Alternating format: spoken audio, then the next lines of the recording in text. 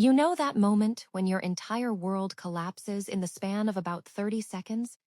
When everything you've worked for, everything you've sacrificed for, everything you've believed in just evaporates into thin air. When the ground beneath your feet disappears, and you're left falling into a void with no idea how to catch yourself. When every memory you've ever made becomes tainted by the realization that it was all built on a foundation of lies? That was me at 10:37 a.m. on a Saturday morning, standing in my mother's empty bedroom, staring at the spot where her jewelry box used to sit. The jewelry box that had been in our family for 3 generations. The jewelry box that contained my mother's engagement ring, her pearls, her mother's brooch, and the diamond necklace my father had given her on their 20th anniversary. The jewelry box that was supposed to be mine. The jewelry box that had been stolen. My hands were shaking. My heart was pounding so hard I could hear it in my ears. My mind was racing, trying to process what I was seeing. My mother had been dead for 2 weeks. We had just buried her, and now, someone had stolen her most precious possessions. Someone had violated her memory. Someone had taken the only things I had left of her. I could still smell her perfume in the room, a faint lavender that clung to the curtains. The sun streamed through the window onto the empty dresser, illuminating a dust-free rectangle where the jewelry box had sat for decades. I traced the outline with my finger, tears blurring my vision. That box had been my mother's sanctuary, the keeper of her most cherished memories. She used to let me play with the costume jewelry when I was a little girl, sitting on her bed, draping myself in fake pearls and rhinestones. The real jewels she kept locked away, but she'd take them out sometimes and tell me their stories. This brooch belonged to my grandmother. She'd say, she wore it on her wedding day, and one day it will be yours. I had believed her. I had counted on it. And now, it was gone. My name is Nadia. I am 41 years old. I have been married to my husband Marcus for 18 years. We have 2 children together. A daughter named Isabella, who is 16, and a son named Samuel, who is 13. We have a beautiful home in an exclusive gated community, the kind with manicured lawns and neighbors who wave when they drive by. We have a golden retriever named Max, who thinks he's a lap dog. We have a vacation home on the lake and a ski condo in the mountains. We are that family. The one with the perfect lawn, the perfect holidays, the perfect social media posts that make everyone else feel inadequate. I am a successful interior designer. I have built my career from the ground up, one project at a time. I have always believed in honesty, in integrity, in doing what is right. I believed my family was one of those things. Right, true, built to last. Marcus is a successful architect, the kind of man who commands attention when he walks into a room. He is tall, handsome, and has a gentle smile that makes you feel safe. He is also kind, thoughtful, and completely devoted to his family. He is the kind of man other women wish their husbands were like. He is the kind of father every child deserves. I met him when I was 23, fresh out of design school and working my first real job at a small firm. He was 29, already on his way to the top. He swept me off my feet from the very first moment. He was everything I had ever wanted in a man. He was kind, intelligent, and he made me feel like I was the most important person in the world. We dated for 2 years before he proposed. It was a fairy tale proposal, the kind you see in movies. He took me to a beautiful restaurant overlooking the city, got down on one knee, and told me he wanted to spend the rest of his life with me. I said yes, of course. I was madly in love with him. I could not imagine my life without him. He was my everything. Our wedding was beautiful, a lavish affair with hundreds of guests, a 5-tier cake, and a live band. I wore a designer dress that made me feel like a princess. And I walked down the aisle on my father's arm. When I saw Marcus waiting for me at the altar, I felt like the luckiest woman in the world. I thought I had it all. I thought I was living the dream. But dreams have a way of turning into nightmares. My mother's jewelry box was gone, and I knew exactly who had taken it. My sister-in-law, Miranda, the woman who had always been jealous of me. The woman who had always wanted what I had. The woman who had never been satisfied with her own life. The woman who had been eyeing my mother's jewelry for years. I remembered how she'd stare at my mother's pearl necklace at family gatherings, her eyes gleaming with envy. "Those are exquisite," she'd say, her voice dripping with false admiration. "One day, those should belong to someone who truly appreciates them." I'd brushed it off, thinking she was just making conversation. But now, the pieces clicked into place. She hadn't been admiring. She'd been scouting. She had been at my mother's house the day after the funeral, offering to help clean out the closets. I had thought it was kind of her. I had thought she was being supportive. I had thought she was finally trying to be a good sister-in-law. She'd shown up with coffee and a sympathetic smile, her arms open for a hug. "I'm so sorry for your loss," she'd said. "Let me help. I know how hard this is."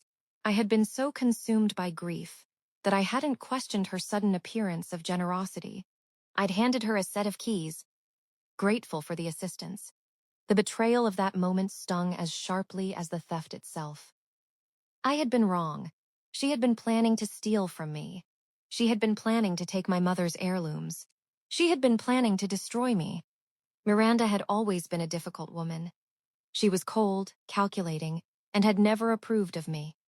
From the moment I met her, she'd made it clear that I wasn't good enough for her precious brother. She'd make snide comments about my clothes, my job, my background. She'd question my parenting, my cooking, my housekeeping. Nothing I did was ever good enough for her. I'd arrive at family dinners with a homemade dessert, and she'd smirk and say, "Oh, you baked? I'm sure it's edible." Every word was a paper cut, small but accumulating over the years into a tapestry of wounds. She was 38 years old, still single, still living in a small apartment, still working a dead-end job. She had always been jealous of my success, my happiness, my perfect life. She had always wanted what I had. She had always felt that I had stolen her brother from her, that I had taken her place in his life, that I had everything she deserved. Marcus had told me once, early in our relationship, that Miranda had been the one to introduce him to several women she deemed worthy, all of whom he'd rejected. When he chose me, she took it as a personal insult. I had tried to be patient. I had tried to be understanding. I had tried to be kind. I had invited her to dinner, included her in family events, and made sure she felt welcome. I had bought her thoughtful gifts for her birthday, remembered her favorite foods, and made an effort to connect with her. I had done everything I could think of to bridge the gap between us. I'd even helped her redo her apartment, spending weekends picking out paint colors and arranging furniture, hoping that a fresh environment might lift her spirits. But nothing I did was ever good enough. She'd criticize my choices, roll her eyes at my suggestions, and treat my efforts as intrusions rather than gifts. And now, she had crossed a line. She had stolen my mother's jewelry. She had violated my mother's memory. She had taken the only things I had left of her. This wasn't just a petty slight. This was a declaration of war. I confronted her that night. I went to her apartment, my heart pounding, my hands shaking. The drive over felt surreal, the streetlights blurring past as I rehearsed what I would say. I banged on her door until she opened it, the sound echoing in the quiet hallway. "Where is it, Miranda?" I demanded. "Where is my mother's jewelry?" "I don't know what you're talking about," she said, her voice cold and steady. "I haven't seen any jewelry." She leaned against the doorframe, arms crossed, a faint smirk playing at the corner of her lips. "Don't lie to me. I know you took it. I know you were at my mother's house. I know you took the jewelry box. Just give it back, and I won't press charges." My voice trembled, a mixture of rage and desperation. "I didn't take anything," she said, her eyes narrowing. "You're just trying to blame me because you're jealous. You've always been jealous of me. You've always tried to make me look bad." "Jealous of you? What do I have to be jealous of? I have a good job, a good marriage, a good life. You have nothing. You've never had anything. And now you've stolen from me." The words tasted bitter on my tongue. But they were true. All her years of bitterness, of snide remarks, of trying to undermine me, they had culminated in this one unforgivable act. "I didn't steal anything," she said, her voice rising. And even if I did, you couldn't prove it. So why don't you just leave me alone? Why don't you just go back to your perfect life and leave me alone? Her eyes flashed with something dark, a glimpse of the hatred she'd been harboring for years. I will leave you alone, I said, my voice cold. But I'm going to find the proof, and when I do, I'm going to destroy you. I walked away. I didn't look back. I couldn't. My legs felt like jelly as I descended the stairs, and I had to grip the railing to keep from collapsing. The tears I'd been holding back finally spilled over, hot and furious. I had never felt so violated, so utterly betrayed. I started doing some digging. I needed to find the proof. I needed to know exactly what she had done. I needed to know how to stop her. I was an interior designer, accustomed to looking beneath surfaces, to understanding the structure beneath the facade. Now I applied that skill to my own life, peeling back the layers of lies. I hired a private investigator. I gave him Miranda's name. I told him to dig deep. I told him to find everything. I told him I wanted to know every detail of her deception. His name was Mr. Carlyle, a retired police detective with a quiet, unassuming manner. He listened to my story, his face unreadable, and then said simply, "I'll find out what she's been up to." What he found made my blood run cold. Miranda had been planning this for months. She had been systematically stealing from my mother for years. She had been taking small things at first. Things that wouldn't be missed, a silver spoon here, a small painting there. But then she had gotten bolder. She had taken the jewelry box the day after the funeral, thinking no one would notice. Mr. Carlyle presented me with photographs Miranda leaving my mother's house the day after the funeral, a large tote bag over her shoulder that bulged suspiciously. She'd looked around furtively before getting into her car. My stomach turned. But that wasn't all. I also found out that Miranda had been stealing from her own family. She had been embezzling money from her father's business. She had been taking out loans in her mother's name. She had been building a secret life, funded by stolen money. The woman had no boundaries, no loyalty to anyone but herself. I had her. I had all the evidence I needed to destroy her. I didn't confront her again right away. I needed time to process. I needed to figure out what to do. I needed to understand the full scope of what she had done. I was an interior designer. I knew how to investigate. I knew how to find the truth, and I was going to find every single detail of her scheme. I spent long nights at my desk, surrounded by documents and photographs, piecing together the puzzle of her crimes. I started doing more digging. I went through her financial records, her bank statements, her credit card bills. I found evidence of her theft, her lies, her deception. I found evidence of her embezzlement from her father's business. I found evidence of her fraud against her mother. She had been bleeding her own family dry for years, all while maintaining a facade of the doting daughter. I also found evidence of something else, something that made my blood run even colder. Miranda had been planning to take everything from me. She had been planning to destroy my marriage. She had been planning to take my husband. She had been planning to take my children. She had been planning to take my life. In a hidden folder on her computer, Mr. Carlyle found emails to Marcus, filled with flirtation and veiled criticisms of me, attempts to drive a wedge between us. She'd written to friends about how she deserved the life I had, how Marcus had married the wrong woman. I found emails where she talked about me. She called me names. She mocked me. She laughed at me. She planned my destruction. She planned my downfall. She planned to take everything I had. Once she's out of the picture, I can finally have what I deserve. I can finally have the life I've always wanted. I can finally be happy. She's so oblivious. She has no idea what's coming. She trusts me completely. She's so easy to manipulate. I can't wait to see the look on her face when she loses everything. I can't wait to see her destroyed. I can't wait to see her broken. I felt like I had been punched in the gut. I couldn't breathe. I couldn't think. All I could do was stare at those words, at the proof of a betrayal that was so deep, so complete, so devastating that I couldn't even begin to process it. She hadn't just stolen heirlooms. She had tried to steal my entire existence. She wasn't just a thief. She was a monster. She was a predator. She was a sociopath.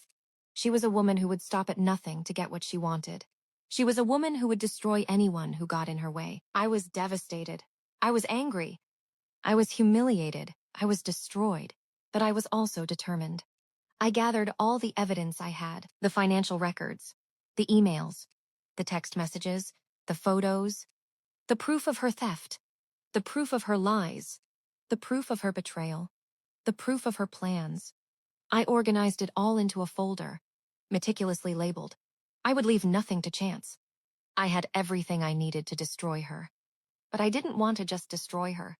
I wanted to make sure she could never hurt anyone ever again. I wanted to make sure she would never have the chance to do to anyone else what she had done to me. This wasn't just about revenge. It was about preventing future victims. So I started planning my revenge. I contacted my lawyer. I told him everything. I showed him the evidence. I told him what I wanted. His name was Harold Pinter, a sharp-eyed man who had handled several high-profile family cases. He reviewed the documents and nodded grimly. "Mrs. Davis," he said, "you have a very strong case. Your sister-in-law has committed theft, fraud, and embezzlement. She has been stealing from your family. She has been destroying your life. She has been planning to destroy your marriage. I can help you. I can make sure she pays for what she's done. What about my mother's jewelry? What about the heirlooms? Your mother's jewelry will be recovered. Your sister-in-law will be held accountable. She will face the consequences of her actions." He assured me that a search warrant would be executed swiftly. "Good," I said. "That's what I want. I want my mother's jewelry back. I want my name cleared. I want my reputation restored. And I want her to pay for what she's done." I also contacted the police. I gave them the evidence. I told them everything I knew about Miranda's crimes. I told them about the theft, the fraud, the embezzlement, the secret accounts, the lies. The detective assigned to my case, a no-nonsense woman named Detective Flores, listened intently and promised to act quickly. She was arrested a few weeks later. They came for her at her apartment early in the morning, and when they searched the premises, they found my mother's jewelry box hidden in the back of her closet. Wrapped in a towel, it was recovered, and I wept when I held it again. She was charged with multiple felonies. She was facing serious time. She was facing the destruction of her reputation. She was facing the destruction of her life. When Marcus found out, he was devastated. He had been completely taken in by her. He had trusted her, loved her, defended her, often telling me I was being too sensitive, that Miranda just had a sharp sense of humor. And she had been destroying his wife the whole time. He sat on our bed, his head in his hands, as I told him everything. "She used me," he said, his voice breaking. "She used me for my money, my connections, my access. She never loved me. She never cared about me at all. She just wanted to destroy you. She just wanted to take everything you had." "I know," I said, and for the first time, I felt a flicker of sympathy for him. "She used you, just like she used all the others. I'm so sorry, Nadia. I'm so sorry for everything. I should have listened to you. I should have believed you. I should have protected you. It's too late for that," I said. "You made your choice. Now you have to live with it." The years of him dismissing my concerns, of defending his sister at every turn, had eroded something vital between us. I wasn't sure we could ever rebuild it. The trial was brutal. Miranda sat in the courtroom, her face pale, her hands shaking. She tried to defend herself. She tried to spin the story. She claimed she was a victim too. She claimed I had manipulated her. She claimed she had been coerced. She claimed she had been desperate. Her lawyer tried to paint her as a lonely, misunderstood woman driven to desperate measures by her family's neglect. But the evidence was overwhelming. The financial records, the emails, the text messages, the photos, the proof of her theft, the proof of her lies, the proof of her betrayal. It was all there. Everything she had done, everything she had planned, everything she had tried to hide. The prosecutor methodically dismantled her defense, and I watched the jury's faces harden with each revelation. The jury found her guilty on all counts: theft, fraud, embezzlement, identity theft. She was facing a long prison sentence. She was facing the destruction of her reputation. She was facing the destruction of her life. When the verdict was read, she looked at me with hatred in her eyes. "You'll regret this," she said. "You'll regret destroying my life. You'll regret everything. I'll get out. I'll come after you. I'll make you pay." I looked back at her, my face calm, my voice steady. "I'm not destroying your life. You destroyed your own life. You made choices. You made mistakes. And now you have to live with them." She was led away in handcuffs. I watched her go and I felt nothing. No pity, no satisfaction, just relief. It was finally over. She could never hurt me again. After the trial, I started the long process of rebuilding my life. My mother's jewelry was recovered. It was returned to me, and I held it in my hands, feeling a mixture of grief and relief. I had lost my mother, but I had saved her memory. I had saved her legacy. I wore her pearl necklace on the day of the verdict, a quiet act of defiance and remembrance. My name was cleared. My reputation was restored. I went back to work, and I was welcomed with open arms. My clients had believed in me. My friends had supported me. My family had stood by me. But I was changed. The experience had changed me. I was more cautious, more guarded, more protective of my boundaries. I didn't trust as easily as I used to. I didn't give my heart away as freely. Every new person I met, I found myself searching their eyes for hidden agendas. The strain of the trial and its revelations had taken a toll on my marriage. Marcus and I tried to rebuild, but the cracks were too deep. I couldn't forget that he had chosen to believe his sister over me for years, that he had allowed her poison to seep into our home. We separated quietly, a year after the trial, and divorced with as much dignity as we could muster. It was a loss, but also a liberation. The children, resilient and bright, adjusted with time. We shared custody, and I made sure they knew the truth in age-appropriate ways. I started going to therapy. I needed to process everything. I needed to work through the trauma. I needed to learn how to trust again. My therapist, Dr. Elaine, helped me untangle the knot of anger, grief, and betrayal that had wound itself around my heart. "Nadia," my therapist said one day, "you've been through a terrible ordeal. You've been betrayed by someone you trusted. You've been through a trauma that would break most people, but you're still standing. You're still fighting, and that takes incredible strength." "Thank you," I said. "I don't feel strong. I feel broken. I feel like I'll never be whole again." "You will be whole again," she said. "It will take time. It will take patience. But you will heal. You will find your way back to yourself." I also started spending more time with my family. My children needed me. My parents, reeling from the loss of my mother and the betrayal of Miranda, needed me. We started going on vacations. The three of us, Isabella, Samuel, and me, building new memories. We started having family dinners, a tradition my mother had cherished. We started talking about our feelings, openly and honestly. We started healing together. It was a long process. There were many dark days. There were many moments when I wanted to give up, but I didn't. I couldn't. I had come too far. I had fought too hard. I had survived too much. I realized that the best revenge was not in destroying her. The best revenge was in thriving, in building a better life, in becoming the best version of myself, in showing her that she could not destroy me, in showing her that I was stronger than she ever imagined. I also started to speak out. I told my story to anyone who would listen. I wrote articles. I gave interviews. I shared my experience with others. I wanted to help other women who had been through similar situations. I wanted to show them that they could survive. They could thrive.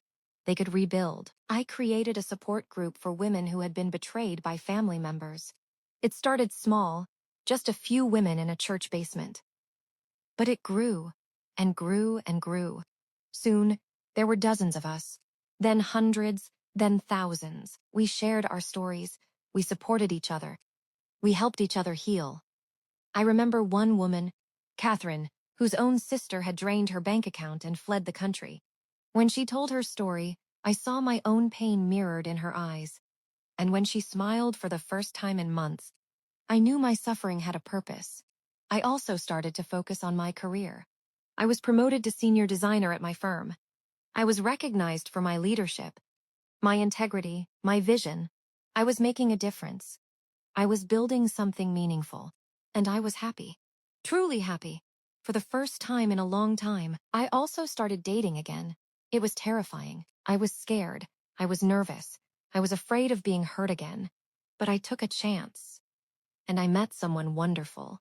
A kind, gentle man named Thomas. He was everything Marcus was not. He was honest. He was loyal. He was loving. He made me feel safe. He made me feel valued. He made me feel loved. He'd bring me coffee on my hardest days and listen without judgment as I talked through my grief. He never once made me feel like a burden. We got married 2 years later. It was a small ceremony, just family and close friends. I wore a simple white dress, and I walked down the aisle with my head held high. I wore my mother's pearl necklace that day, and I felt her presence beside me. When I saw Thomas waiting for me at the altar, I felt like the luckiest woman in the world. And I was. I had found my happiness again. I had rebuilt my life. I had found peace. It's been 5 years since everything happened. 5 years since I discovered the betrayal. 5 years since I destroyed the person who had hurt me. 5 years since I started to rebuild my life. I am happy. I am at peace. I have everything I ever wanted. A loving husband, beautiful children, a successful career, a life filled with joy. Miranda is still in prison. She is serving a long sentence. She has been abandoned by everyone she loved. Her family has disowned her. Her friends have deserted her. She is alone, forgotten, lost. I don't think about her much. She is not worth my time. She is not worth my energy. She is not worth my thoughts. I have forgiven her, in my own way. Not because she deserves it. Not because I have forgotten what she did. But because I can't carry that anger around forever. It was too heavy. It was destroying me. I had to let it go. I have learned a valuable lesson. Trust is fragile. Once it is broken, it is almost impossible to rebuild. And sometimes the people you trust the most are the ones who hurt you the worst. Sometimes, the people you love the most are the ones who betray you the deepest. But that doesn't mean you should stop trusting. It doesn't mean you should stop loving. It just means you should be careful. You should protect yourself. You should always be vigilant. You should always trust your instincts. Loved this story. Hit that subscribe button right now and turn on the bell icon so you never miss a video. I upload brand new stories every single day. Gripping, emotional, and packed with twists that'll keep you guessing until the very end. Don't forget to like this video if it gave you all the feels. Comment below. Have you ever been betrayed by someone you trusted? How did you handle it? I read every single comment. Share this story with someone who needs to hear it. Sometimes the best lessons come from other people's experiences. Got a story idea? Drop it in the comments. Your suggestion might just become the next video on this channel. Subscribe now and join our growing family of story lovers. New videos drop daily at 7 a.m. EST. Perfect to watch with your morning coffee. Trust me, you don't want to miss what's coming next. Until next time, stay strong, stay brave, and never let anyone make you feel like you're not enough. Because you are. You always have been, and you always will be.